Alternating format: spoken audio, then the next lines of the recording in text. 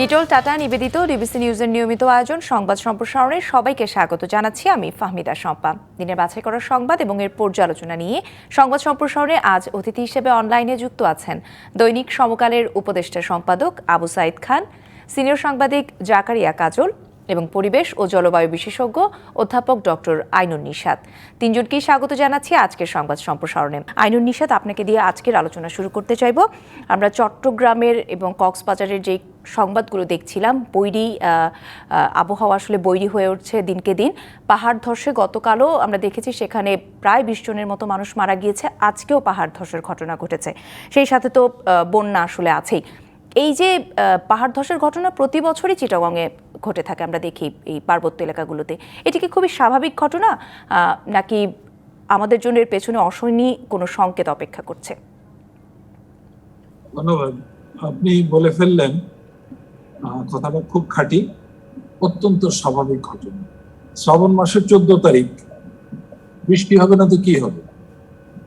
আপনি বয়সে তরুণ, এখানে আবু সাইদ খান কিংবা জাকারিয়া কাজল আছেন, তারা যদি ছোটবেলার কথা মনে করেন তাহলে দেখবেন যে আষাঢ় শ্রাবণ মাসে বৃষ্টি নামলে 2 দিন 3 দিন 4 দিন একটানা বৃষ্টি হতো। কোথায় গেল সেটা? বৃষ্টি তো হচ্ছে না। আপনি আমার কথা শুনলে অবাক হবেন, আমি 2 দিন কি 3 দিন আগে খবরের কাগজে দেখলাম দিনাজপুরে বৃষ্টির অভাবে ব্যাঙের বিয়ে দেওয়া হচ্ছে, তাই না?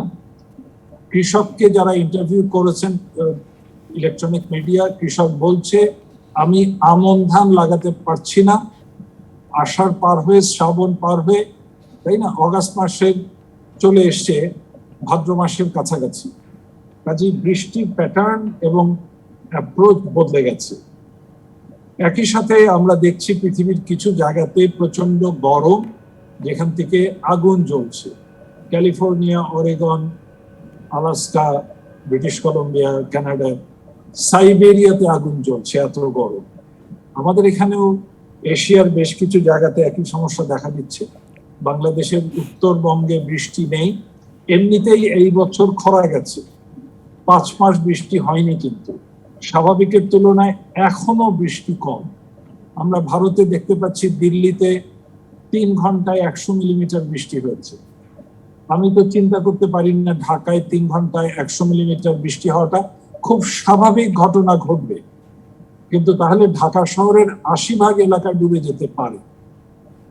এবং এই যে চট্টগ্রামের যে এলাকাগুলো বললেন, সেখানে 100 মিলিমিটার 150 মিলিমিটারের বেশি বৃষ্টি হয়নি, 300 মিলিমিটার হতে পারে, এটা আমরা ভেবে নিতে পারি। তো তাহলে এই যে ইরাটিক হচ্ছে আর এর ম্যাগনিটিউড, অল্প সময় বেশি বৃষ্টিপাত, এটা প্রচন্ড ভাবে বাড়বে। তাহলে কি করতে হবে? এবং আপনি নিজেই বললেন প্রতি বছর ল্যান্ডস্লাইডের কথা দেখি, তো আমরা কি কোনো টেকনিক্যাল প্রস্তুতি নিতে পারি না? মানুষ বেড়েছে, আগে যেখানে ল্যান্ডস্লাইড হলে কোনো ক্ষতি হতো না, মানুষ ছিল না, এখন সেখানে মানুষ বসবাস করছে। আমরা রাস্তাঘাট করেছি, রাস্তা তৈরি করার সময় পাহাড়ি এলাকাতে, আপনি আলীকদমের কথা বললেন যে পাহাড়ি এলাকা, সেখানে যেখান থেকে পানি নিষ্কাশিত হতো প্রাকৃতিক ভাবে, সেই জায়গা আমরা দখল করে আটকে ফেলছি। জনাব আইনুন নিশাত, আরেকটি প্রশ্ন করতে চাই, সেটি হচ্ছে যে এই যে আবহাওয়ার এটা কি আসলে স্বাভাবিক ঘটনা? তো নিশ্চয়ই না, নিশ্চয়ই কিছুটা তো অস্বাভাবিকতা আছে। তার জন্য বৈশ্বিক জলবায়ু পরিবর্তনের যে ব্যাপারগুলো সেটি আছে, মানব সৃষ্ট আমাদের কিছু গাফিলতি তো নিশ্চয়ই আছে। সেই সাথে আমরা জানি যে রোহিঙ্গারা হিল ট্র্যাক্সের একটি বড় জায়গা জুড়ে কিন্তু পাহাড়ে তাদের শিবিরগুলো করা হয়েছে, সেই প্রভাবও কি যুক্ত হয়েছে কিনা, একটু সেই দিকটাও বিশ্লেষণ করবেন কিনা? রোহিঙ্গাদের যে জায়গা জুড়ে দখল করেছে তাতে আবহাওয়ার পরিবর্তনের জন্য খুব একটা বড় কারণ না। বিশ্বজুড়ে আবহাওয়া পরিবর্তনের ঘটনা ঘটছে এবং 48টা দেশকে চিহ্নিত করা হয়েছে তারা মোস্ট ভালনারেবল কান্ট্রি, বাংলাদেশ তার মধ্যে একজন। এবং এই মুহূর্তে বাংলাদেশ হচ্ছে মোস্ট ভালনারেবল কান্ট্রির সভাপতি কিংবা দলনেতা। বৈশ্বিক পর্যায়ে দেন দরবারে বাংলাদেশের একটা বড় ভূমিকা থাকবে। তো যেটা বলছিলাম যে এটার জন্য উষ্ণতা কমানোর জন্য, গ্রিন হাউস গ্যাস কমানো, এটা একটা দীর্ঘমেয়াদী প্রক্রিয়া। বলা হচ্ছে 2050-এর মধ্যে এটা নিয়ন্ত্রণে আনা হবে, কতটুকু হবে আমি জানি না। অর্থাৎ যে সমস্ত বিরূপ প্রতিক্রিয়া হবে, নদী ভাঙন বাড়বে, ফ্লাশ ফ্লাড বাড়বে, মানে জুলাই অগাস্ট তো বটেই, সেপ্টেম্বর অক্টোবরে গিয়ে বৃষ্টি হবে, চরগুলো ডুবে যাবে। এর জন্য আমাদের মোকাবেলা করার জন্য, আমরা ইংরেজিতে বলি অ্যাডাপ্টেশন, এটা আমরা প্রথম ডকুমেন্ট করেছিলাম 2005-2009-তে। বাংলাদেশ সরকার গেজেট করে Bangladesh climate change strategy and action plan অনুমোদন করেছে এবং সকল সরকারি সংস্থার জন্য বাধ্যতামূলক করেছে। আমরা তো এই জলবায়ু পরিবর্তনের বিরূপ প্রতিক্রিয়া মোকাবেলা করার ক্ষেত্রে বলা যেতে পারে বিশ্বের চ্যাম্পিয়ন। আমাদের কাছ থেকে অন্য দেশ শেখে। আমাদের মাননীয় প্রধানমন্ত্রী কিছুদিন পরপরই বিদেশের বিভিন্ন দেশগুলোকে পরামর্শ দেন, কিন্তু আমাদের দেশে তো কাজ হচ্ছে। আমরা নিজেরা অর্থায়ন করেছি, ক্লাইমেট চেঞ্জ ট্রাস্ট ফান্ড গঠন করেছি। আমাদের এই মুহূর্তে কাজ হবে প্রত্যেকটা এলাকার ভালনারেবিলিটি অ্যাসেস করে করা আছে। আপনি আমার কাছে চাইলে আপনাকে পৌঁছে দিতে পারি। সেই ভালনারেবিলিটি অ্যাসেসমেন্টের ভিত্তিতে এলাকা ভিত্তিক অ্যাকশন প্ল্যান তৈরি করে স্থানীয় জনসাধারণকে সম্পৃক্ত করে অ্যাকশনে নেমে যাওয়া। গতানুগতিক দুর্যোগ ব্যবস্থাপনার যে প্রক্রিয়া আমাদের ছিল সেটা বদলাতে হবে। পৃথিবীর সব দেশ বলছে বদলাতে হবে, আমরা অন্য দেশকে বলছি বদলাতে হবে, কিন্তু আমরা বদলাচ্ছি। জি, কি কি পরিবর্তন বা বদল আসলে করে আমরা এই চ্যালেঞ্জকে মোকাবেলা করতে পারবো সেই বিষয়ে আবারও নিশ্চয়ই আপনার কাছ থেকে শুনবো। তবে আমাদের বাকি দুজন আলোচকের কাছ থেকে এবার আরেকটু শুনে আসতে চাই। জাকারিয়া কাজল, আমরা চট্টগ্রামের পাহাড় ধস যেহেতু গতকালও হয়েছে, আজকেও হলো, আজকে যদিও কোনো হতাহতের ঘটনা ঘটেনি, তবে গতকাল কিন্তু একই পরিবারের শিশু সহ প্রায় 8 জনের মৃত্যুর খবর আমরা 6 জনের মৃত্যুর খবর আমরা জানি হয়েছে, এবং বন্যা হচ্ছে সেখানে, বিভিন্ন এক এলাকার সাথে আরেক এলাকার যোগাযোগ বিচ্ছিন্ন হয়ে পড়েছে। প্রতি বছরই তো আসলে এই ঘটনাগুলো আমরা শুনছি, কিন্তু প্রতিকার কতটুকু করতে পারছি? ধন্যবাদ। ডক্টর আইনুল ইসলাম তো বললেন যে ভালনারেবল প্ল্যান করা আছে, কিন্তু ওই যে একটা পুরনো কথা আছে না যে পরিকল্পনার পরি উড়িয়া যায়, থাকে শুধু কল্পনা। এটা আমাদের এখানে বিশেষ ক্ষেত্রে বোধ হয় বিশেষ মানে প্রায়শই এই ঘটনাটা করে। নাম্বার 1। নাম্বার 2, চিটাগাঙে পাহাড় ধস বা ওই কক্সবাজার এলাকায় পাহাড় ধস কিন্তু নতুন ঘটনা না, প্রতি বছরই আমরা নিয়ে আলোচনা করি। আমরা বৈশ্বিক উষ্ণতা, জলবায়ু পরিবর্তন ইত্যাদিকে দায়ী করি, এগুলো ঠিক আছে, কিন্তু মনুষ্য সৃষ্ট কিছু বিষয় তো আছে। প্রকৃতির ওটা হয়তো অনেক বড় প্ল্যান বা আমাদের হাতে নেই, কিন্তু আমাদের হাতে যেটা আছে সেটা কি আমরা কাজে লাগাই? If I am not wrong, গত বছরই আপনাদের এখানে যখন আলোচনা হয় তখন কিন্তু এরকম ঘটনার পরে বলা হয়েছিল, তৎকালীন যিনি স্বল্প সময়ের মেয়র ছিলেন তিনি স্বীকার করেছিলেন যে পাহাড় কেটে যারা বস্তি বসাচ্ছে তারা এত শক্তিশালী যে তাদের বিরুদ্ধে কর্তৃপক্ষ অনেক সময় কিছু করতে পারে না, কারণ ওখানে তো বস্তি থাকার কথা না। মানুষ বেড়েছে, বস্তি হচ্ছে, কিন্তু ওই জায়গার বস্তিগুলি সরিয়ে দেওয়ার দায়িত্বটা কার? আপনি খবর নিয়ে দেখেন ওখানে যে বস্তিগুলি গড়ে উঠেছে, যে গরিব মানুষগুলি মারা যাচ্ছে, তারা কিন্তু ভাড়া দিয়ে ওখানে থাকেন, এবং ওটা তাদের মালিকানা, কিন্তু ম্যাক্সিমাম ক্ষেত্রে মালিকানা হচ্ছে একটা শক্তিশালী গ্রুপের, যারা স্থানীয় রাজনৈতিক ভাবে বা সামাজিক ভাবে প্রভাবশালী। তারা ওখানে কিছু ঘরটর তুলে দেয়, গরিব মানুষগুলি ভাড়া থাকে এবং তারাই মারা যায়। এই যে আজকে আমি দেখলাম, আপনাদের নিউজে দেখলাম, আরো কয়েকটা চ্যানেল নিউজে দেখলাম যে তারা এই গরিবুল্লার ঘটনার পর কর্তৃপক্ষ মাইকিং করছেন সরে যাওয়ার জন্য। আরে বাবা, এই লোকগুলি সরে যাবেটা কোথায়? আপনি মাইকিং করলেন আর আমি সব বসা বা গাঠি বোঝকে নিয়ে চলে যাব, আমি যাবোটা কোথায়? তাদের যাবার জায়গাটা ঠিক না করে আপনি মাইকিং করলে তো এই লোকগুলি যাবে না। কাজে আমাদের টোটাল প্ল্যানিং এর মধ্যে কোথাও একটা ফাঁক থেকে যায়। আপনি এই লোকগুলিকে সরাবেন, প্রথম কথা হচ্ছে যে তাদের ওখানে থাকারই কথা না, যে আছে এখন একটা বিশেষ সময় তাদেরকে সরাবেন। তাদেরকে সরানোর জন্য তো একটা জায়গা ঠিক করে যে বাবারা তোমরা সরে ওই জায়গাটায় যাও। আপনি সেই জায়গা ঠিক না করে মাইকিং করছেন তোমরা চলে যাও, মানে দায়িত্বটা তাদের ঘাড়েই দিচ্ছেন, তাই না? এখানে বোধহয় কর্তৃপক্ষেরও আর একটু নজর দেওয়া দরকার, একটু সচেতন হওয়া দরকার। কারণ প্রকৃতির সঙ্গে না পারি, মনুষ্য সৃষ্ট যে জটিলতাগুলো আছে সেগুলি নিরসন যদি করা যায় তাহলে তো অনেক প্রাণ এবং সম্পদ রক্ষা হয়। সেটার ব্যাপারে আমরা কি করছি, এই প্রশ্নটা থেকে যায় না? জি, আবু সাইদ খান, আপনার কাছে কি মনে হয় যারা পাহাড়ে বসবাস করছে তারা কি এই ঝুঁকি, মানে এই ঝুঁকি নিয়েই তারা বসবাস করবে, এটা তাদের মননে একেবারে গেঁথে গিয়েছে, নাকি এই ঝুঁকি থেকে আসলে উত্তরণের একেবারে পার্মানেন্ট কোনো পথ আছে? ডক্টর আইনুল নিশাত বৈশ্বিক কারণ এবং বৈশ্বিক উদ্যোগের কথা বলেছেন। এখন বিষয়টা আমাদের উদ্যোগটা কি হওয়া দরকার, আমরা কিভাবে প্রকৃতির সঙ্গে খাপ খেয়ে থাকবো। এখন প্রশ্ন হচ্ছে যারা বসবাস করছে তারা তো অনেক ক্ষেত্রে বাধ্য হচ্ছে, তো আমাদেরকে ঠিক করতে হবে যে আমরা আমাদের পাহাড়, আমাদের বন, আমাদের নদী কিভাবে আমরা সংরক্ষণ করব। সেই উদ্যোগের ক্ষেত্রে ঘাটতি রয়ে গেছে। পাহাড় দিন দিন ন্যাড়া হয়ে যাচ্ছে, পাহাড় কাটা হচ্ছে, তারপরে তো প্রাকৃতিক কারণ আছে, সবকিছু মিলে এখানে পাহাড়ে ধস হচ্ছে। এখন প্রশ্ন হচ্ছে প্রতিটা মানুষ, তাদেরকে তো বাসের জায়গাটা দিতে হবে, তাদেরকে ঘর না দিলেন স্থান তো দিতে হবে, তারা তাদের মতো করে যাতে বাস করতে পারে। এবং সেই জায়গাটা কোথায় হবে? পাহাড়ের গায়ে যারা আছে তাদের পাহাড়টাকে সংরক্ষণ করা দরকার এবং তাদেরকে সরিয়ে এনে নিরাপদ জায়গায় তাদেরকে স্থান দেওয়া। সেই উদ্যোগটা, সেই কাজটা কিন্তু আমরা করছি না। আমরা সব কিছুই যেন অ্যাডহক ভিত্তিতে করছি। আমরা যখন ঝড় আসে, যখন বৃষ্টি নামে, তখন আমরা কি করণীয় সেই ব্যাপারে উদ্যোগ হই। ঝড় থেমে যায়, বৃষ্টি চলে যায়, তখন আবার আমরা সবকিছু ভুলে যাই। এখানে একটা পরিকল্পিত, যেটা এই জাকারিয়া কাজল বলেছেন যথার্থই, একটা পরিকল্পিত ব্যবস্থা দরকার, একটা সমন্বিত ব্যবস্থা দরকার। আমরা কিভাবে সেটা করব। এবং পাহাড়ের এলাকাটা নাজুক অবস্থা, আমাদের পাহাড় মাটির পাহাড়, পাথরের পাহাড় না, এটা সহজে বৃষ্টি নামলে ধসে যায়। তো সেই জায়গা থেকে পাহাড়ের গায়ে বসতি এটা কতটুকু যৌক্তিক, এবং পাহাড়গুলো ন্যাড়া হয়ে যাচ্ছে। তো আমার মনে হয় এই ব্যাপারে এটা হঠাৎ করে মানে কোনো ক্যাজুয়াল কাজ না, এটা একটা রুটিন ওয়ার্ক এবং নিত্যদিনের মনিটরিং দরকার যে পাহাড়ে কি হচ্ছে। এবং পাহাড়কে রক্ষা করার জন্য একটা টাস্ক ফোর্স থাকা উচিত, এবং যে টাস্ক ফোর্স প্রতিনিয়ত দেখবে যে পাহাড়ের গায়ে কারা বসতি করছে, এবং যারা বসতি করে ফেলেছে, যাদের যাওয়ার জায়গা নেই, তাদেরকে জায়গা দিতে হবে। কোনো লোক তো আবাসনের বাইরে থাকবে না, প্রধানমন্ত্রীও বারবার বলেন। তো তাদেরকেও আবাসনের ব্যবস্থাটা করাটা, জরুরি ভিত্তিতে করাটা হচ্ছে সময়। সাময়িক উচ্ছেদ আসলে কোনো সমাধান না, সুষ্ঠু সমাধান না। ডক্টর আইনুন নিশাত, আপনার কাছে জানতে চাইবো, এই যে আবু সাইদ খান বলছিলেন যে যখন আসলে কোনো ঘটনা ঘটে তখনই আমরা নজর দিই, তারপর ঘটনার যখন বন্ধ হয়ে যায় তখন আবার সেখান থেকে আমরা চোখ ফিরিয়ে ফেলি বা ভুলে যাই। এবার যদি ভুলে যাই বা আমরা যদি এভাবেই ভুলতে থাকি, তাহলে সামনের দিনগুলো আমাদের জন্য কি অপেক্ষা করছে? একই কথাই, মানে ব্যাপারটা হচ্ছে কি, সমস্যাটা তো আমরা জানি কেন ঘটছে, সেটা আমরা জানি। আমরা অনেক সময় একটা কথা বলি যে এই পার্বত্য চট্টগ্রাম এলাকাতে কোনো ট্রাইবাল, উপজাতীয় কিংবা স্থানীয় যারা বসবাসকারী ওখানে, তারা তো ক্ষতিগ্রস্ত হয় না, তারা জানে কোথায় বাড়ি করলে তাদের ক্ষতি হবে না।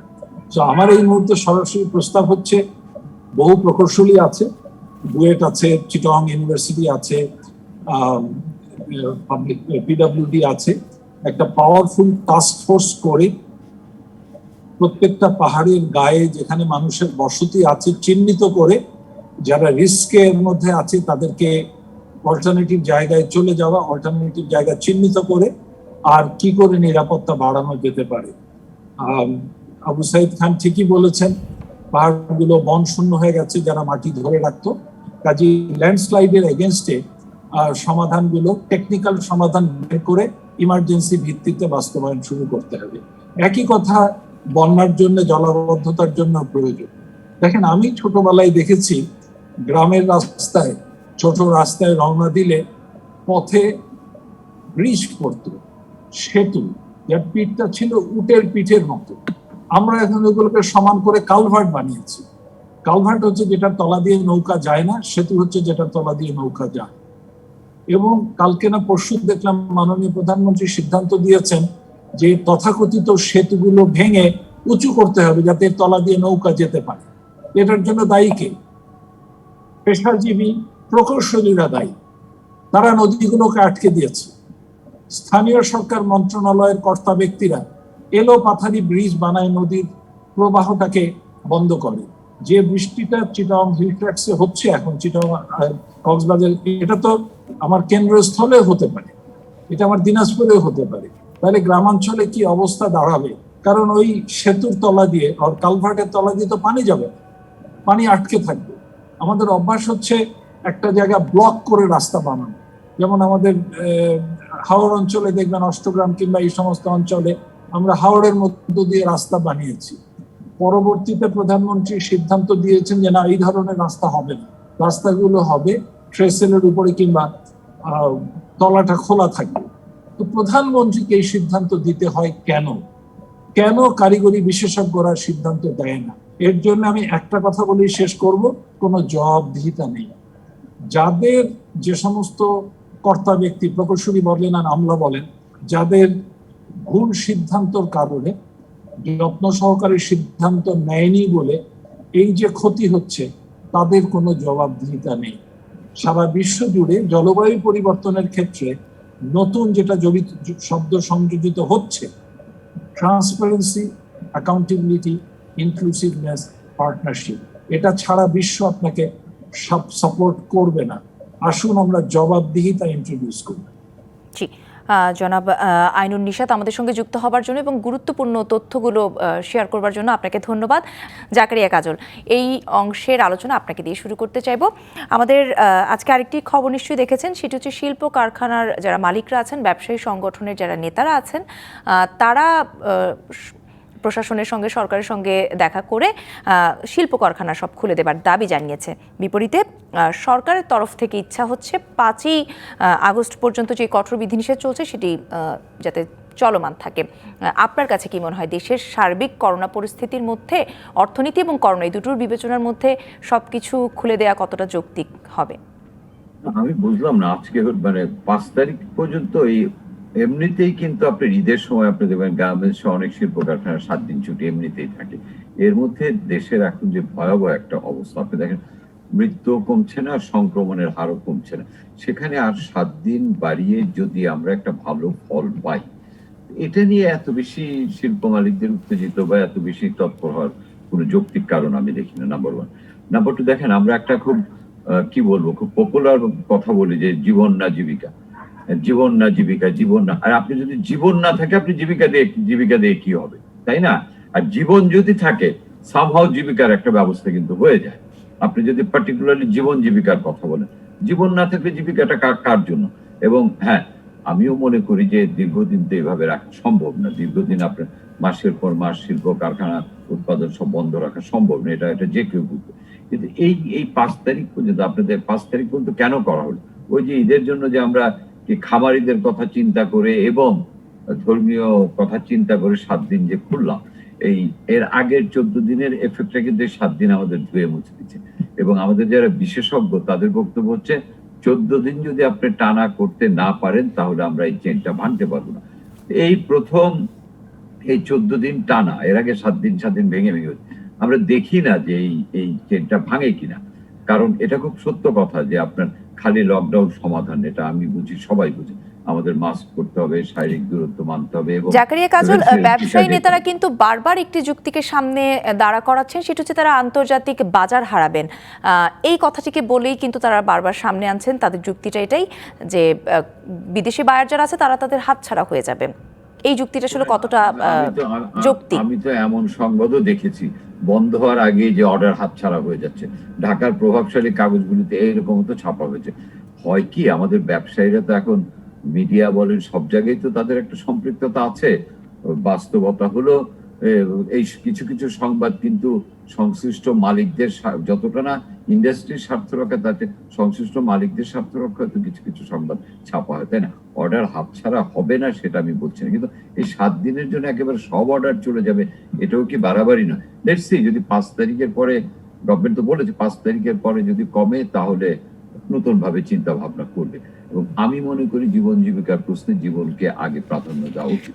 এটাও সত্য যে শিল্প কারখানা দীর্ঘদিন আমরা বন্ধ রাখতে পারবো না, কিন্তু 7 দিন বন্ধে প্লাস 7 দিন, এই 7 দিনে একেবারে সব রসাতলে চলে যাবে বা এই 7 দিনের জন্য সব অর্ডার চলে যাবে, এটা আমি একমত হতে পারছি না। তবে আমি মনে করি এটা যদি এরকম অবস্থা চলতেই থাকে, বিকল্প কিছু চিন্তা করে হলেও করতে হবে। খোলার আগে কিছু শর্ত দিতে হবে, যেমন শ্রমিকদের যাতে ভ্যাকসিনাইজেশনটা হয়, যেটা আপনার গাজীপুরে করা হয়েছে।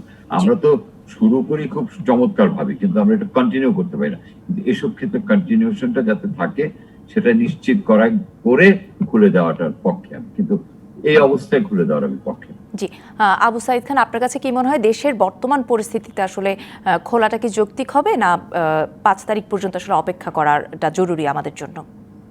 আমি মনে করি দীর্ঘদিন কলকারখানা বন্ধ রাখা যাবে না।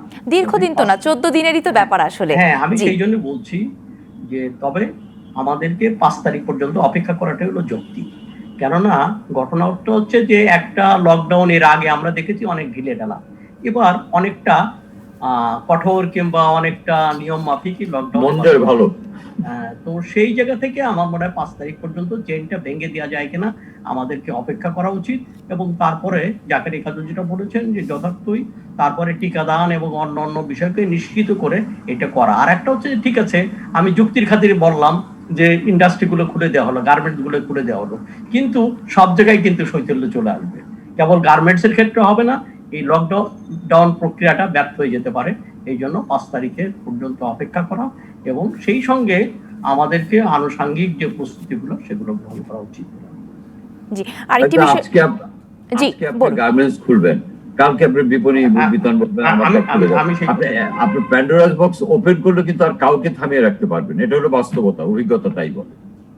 জি, এখন আরেকটি বিষয় আপনাদের দুজনের কাছ থেকে একটু জানতে চাইবো যে এই দফা যে কঠোরতর লকডাউনের ঘোষণা সরকারের তরফ থেকে এসেছিল, এখন পর্যন্ত আসলে কেমন দেখছেন? কারণ আমরা গণমাধ্যমগুলোতে দেখছি কি মানুষের চলাচল যে হারে আসলে নিয়ন্ত্রণ করবার কথা ছিল সেই হারে কিন্তু নিয়ন্ত্রণ করা যাচ্ছে না। এই 5 তারিখের পরেও যদি আসলে যে বিধিনিষেধটার মেয়াদ আছে কাজে দিবে কিনা আসলে?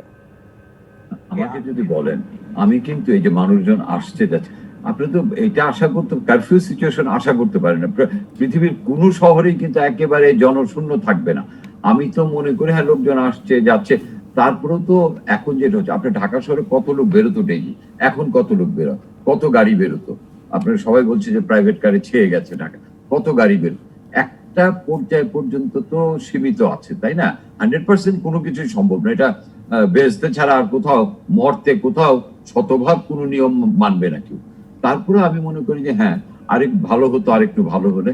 আইন শৃঙ্খল বা বাহিনী যথেষ্ট করছেন, তারাও তো মানুষ, তাদেরও তো ফ্যাটিক আসছে, এই আসে। তারপরে আমি বলবো যে হ্যাঁ আরেকটু যদি কড়াকড়ি করা যেত আরো ভালো হতো, কিন্তু যেটা হচ্ছে এটা একেবারে কিছু হচ্ছে না, এটা মানতে আমি নারাজ।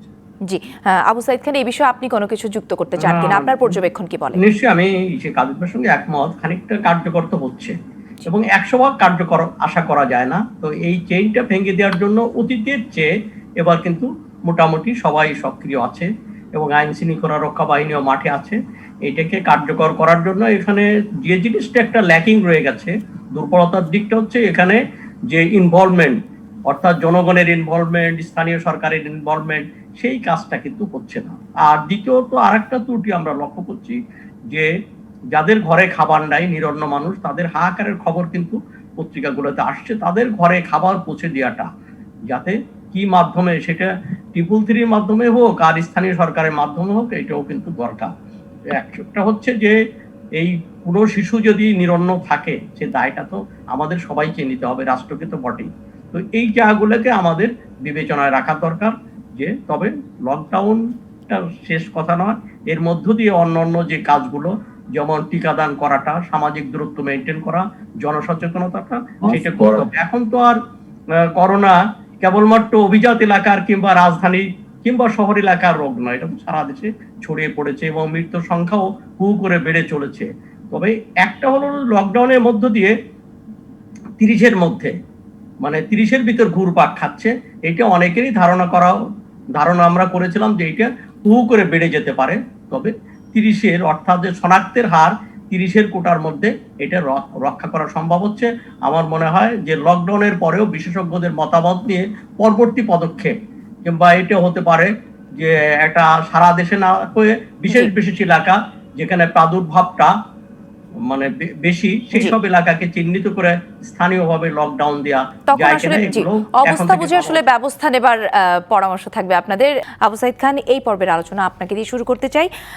চট্টগ্রাম থেকে যে হত্যা মামলার যাবজ্জীবনপ্রাপ্ত আসামি কুলসুম, তাকে গ্রেপ্তার করা হয়েছে এবং তার পরিবর্তে, এটি একটি চাঞ্চল্যকর মামলা আমরা সবাই জানি, কারণ তার পরিবর্তে, কুলসুমের পরিবর্তে মিনু নামে এক নিরীহ নারী আসলে জেল খাটছিলেন। এই যে আইন আদালতের এতগুলো ধাপ, বিচার বিভাগের এতগুলো প্রক্রিয়া পার হয়ে যখন একটি রায় হয়, সেই জায়গায় যখন নিরীহ কেউ আসলে জেল খাটে বা সাজা ভোগ করে, তখন সাধারণ মানুষের আসলে আস্থার জায়গাটা কোথায় যেয়ে দাঁড়ায়? কুলসুম দায়ী, কিন্তু কুলসুম একাই কি দায়ী? সে কিভাবে এটা করতে পারলো, এটা হচ্ছে সবচেয়ে বড় প্রশ্ন। এর সঙ্গে আইনজীবী, এর সঙ্গে অন্যান্য আদালতের কর্মচারী কিংবা জেল কর্তৃপক্ষ যুক্ত না থাকলে এটা সম্ভব না। কে কে যুক্ত জানি না, কিন্তু এর সঙ্গে আরো অনেকগুলো হাত যুক্ত হয়েছে, যে কারণে সেটা সম্ভব হয়েছে। এবং তারপরেও যখন এটা তাকে বের করে আনা হয়েছে এবং তারপরে তার মৃত্যুটা, এটাও কিন্তু স্বাভাবিক মৃত্যু কিনা এটাও তদন্ত করা দরকার, যে এইভাবে বেরিয়ে আসার পরে অ্যাক্সিডেন্টে মারা গেছে এবং সেখানে তার কিন্তু নাম গোপন রেখে দাফন করা হয়েছিল এবং তার পরিচয় অজ্ঞাত ব্যক্তি হিসাবে দাফন করা হয়েছিল। পরবর্তীতে সবকিছুই বেরিয়ে আসছে। তো এর পিছনে আরো কোনো চক্র, আরো কোনো সক্রিয় হাত রয়েছে কিনা সেটা খতিয়ে দেখা দরকার। আর একটা হচ্ছে, একজন বিনু নয়, এইভাবে আরো অনেকেই এইভাবে জেল খাটছে, একজনের বদলি জেল খাটা, এই রেওয়াজ, এই সংস্কৃতি চালু আছে দেশে। এই যে বদলি জেল খাটার সংস্কৃতি, রেওয়াজ, এটার অবসান হওয়া দরকার। এবং এইভাবে আরো কে কে কার পরিবর্তে জেল খাটছে, এবং এর সঙ্গে আরো সবকিছুর ক্ষেত্রে রয়েছে। ব্যাংকের টাকা নিয়ে নিয়েছে, আজকে পত্রিকা দেখলাম ব্যাংকের টাকা অন্য ক্ষেত মজুরের নামে, 5টা ক্ষেত মজুর পরিবারের নামে 2.5 কোটি টাকা হাতিয়ে নেওয়া হয়েছে। এই ধরনের ঘটনা, জালিয়াতির ঘটনা, এটা ঘটছে, সর্বত্রই ঘটছে। এগুলোকে চিহ্নিত করা দরকার। অর্থাৎ আমাদের চোখের সামনে যে আমরা আইন শৃঙ্খলার যে অবনতি দেখছি, এবং এর একটা বিহিত হওয়া দরকার। এখানে বিচারের ন্যায় বিচার নিশ্চিত হওয়া দরকার, আইনের শাসনটা নিশ্চিত হওয়া দরকার। এবং তা না হলে এই ধরনের বারবার কুলসুমেরা তৈরি হবে। কেবল একজন কুলসুমকে সাজা দিলেই হবে না, কুলসুমের সঙ্গে যে হাতগুলো যুক্ত হয়েছিল তাদের খুঁজে পাওয়া দরকার। ইতিমধ্যে হাইকোর্ট থেকে বোধহয় আইনজীবী এবং আরো 2-1জনকে ডেকেছেন। তো আমার মনে হয় যে এই ব্যাপারটার মধ্য দিয়ে একটা দৃষ্টান্তমূলক শাস্তি এবং ঘটনাটা উন্মোচিত করা দরকার সারা দেশের সামনে, মানুষ যাতে বুঝতে পারে আসলে কোথায় কি ঘটছে। এবং সেই সঙ্গে আমি একটা প্রস্তাব করব যে কারাগারে, অর্থাৎ একটা কমিশন বসিয়ে কারাগারে এই ধরনের বদলি জেল আরো কেউ খাটছেন কিনা সেটাও খতিয়ে দেখা। জি, জনাব জাকারিয়া কাজল, আপনার কাছে জানতে চাইবো, কুলসুম তো গ্রেপ্তার হলো, এখন তাহলে আসলে এই কুলসুম এবং মিনুর যেই রহস্যময়, এই রহস্য ঘেরা যেই ঘটনাগুলো ঘটেছে, সেগুলোর আসলে সুষ্ঠু বিচার বা উন্মোচন হবে কিনা, আপনি আশাবাদী কিনা? এই কারণে সাইদ ভাই যে কথাটা সর্বশেষ বললেন যে উচ্চ আদালত থেকে কিন্তু একজন আইনজীবী এবং একজন ক্লার্ককে ডাকা হয়েছে, এবং এটা নিয়ে যদি তদন্ত বেরোবে। শোনেন, নামের মিলে বা নামের ভুলে জেল খাটার অসংখ্য উদাহরণ আছে, যে আলাম নিয়ে কত কিছু হয়ে গেল, এটা কিন্তু আছে। কিন্তু আমি যেটা গুরুত্ব দিতে চাই, সাইদ ভাই একটু টাচ করে গেছে, মিনুর মৃত্যু রহস্যটা যদি আমরা সত্যিকার ভাবে উন্মোচন করতে পারি, তাহলে হয়তো এই চক্রটার সন্ধান পাওয়া যাবে। এবং এই কুলসুম গ্রেফতার হয়েছে, মর্জিনাকে, যিনি কুলসুমের জায়গায় মিনুকে ঠিক করে দিয়েছিলেন বা ব্যবস্থা করে, সে মর্জিনাকেও ধরতে হবে। এবং একটা ঘটনার যদি আপনি তদন্তটা সঠিকভাবে করেন, তাহলে একটা বার্তা যাবে যে এই জাতীয় ঘটনা করে পার পাওয়া যায় না। কিছু হয় না কেন জানে, জাহালামের ঘটনা নিয়ে এত কিছু হলো, কিন্তু কি হলো, তাই না? একটা ঘটনা, আমরা কয়দিন মিডিয়াও আমরা খুব সরব থাকি, তারপরে এটার উপর একটা আস্তরণ পড়ে যায়। এই আস্তরণ পড়ার কারণে এসব অপরাধের সঙ্গে যারা সংশ্লিষ্ট, তারা জানে যে 2-4 দিন লেখালেখি হবে, কথাবার্তা হবে, তারপরে আর কিছু হবে না। দৃষ্টান্তমূলক শাস্তি শব্দটা কিন্তু আমরা অভিধানে এখানে ব্যবহার করি, বা সংবাদপত্রে ব্যবহার করি, বা মিডিয়ায় ব্যবহার করি। সত্যিকার অর্থে যদি এই একটা কেস ধরে আমি বলি, যদি দৃষ্টান্তমূলক শাস্তি হয়, তাহলে কিন্তু অন্যদের জন্য একটা বার্তা যায়, একটা মেসেজ যায়। সেই বার্তা নিশ্চয়ই পৌঁছবে, এই প্রত্যাশা রেখে আজকের আলোচনার সময় একেবারে শেষ হয়ে গিয়েছে। আমরা আলোচনা শেষ করতে চাই। আপনাদের দুজনকেই ধন্যবাদ আমাদের সঙ্গে যুক্ত হবার জন্য এবং সময় দেওয়ার জন্য। এই ছিল নিটোল টাটা নিবেদিত আজকের সংবাদ সম্প্রসারণে। ডিবিসির সঙ্গেই থাকুন 24 ঘন্টা।